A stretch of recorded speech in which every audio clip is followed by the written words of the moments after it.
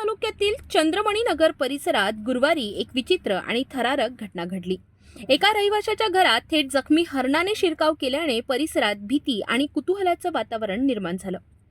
सविस्तर माहितीनुसार कामठी तालुक्यातील चंद्रमणी नगर येथे गुरुवारी दुपारच्या सुमारास अचानक एक जखमी हरिण रहिवाशी हर्षद अढाऊ यांच्या घरात शिरले। अत्यंत घाबरलेल्या अवस्थेत असलेले हे हरिण जीव वाचवण्यासाठी सैरावैरा धावत होते।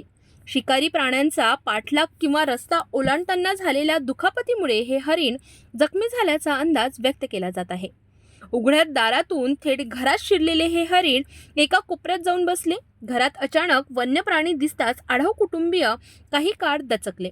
मात्र हरणाची दयनीय अवस्था पाहून त्यांनी संयम राखत तातडीने स्थानिक नागरिकांना माहिती दिली। घटनेची माहिती पसरताच परिसरात नागरिकांची मोठी गर्दी जमली। काही काळ परिसरात भीतीचे आणि खळबळजनक वातावरण पाहायला मिळाले। दरम्यान नागरिकांनी तात्काळ वन विभागाशी संपर्क साधला। माहिती मिळताच वन विभागाचे पथक घटनास्थळी दाखल झाले।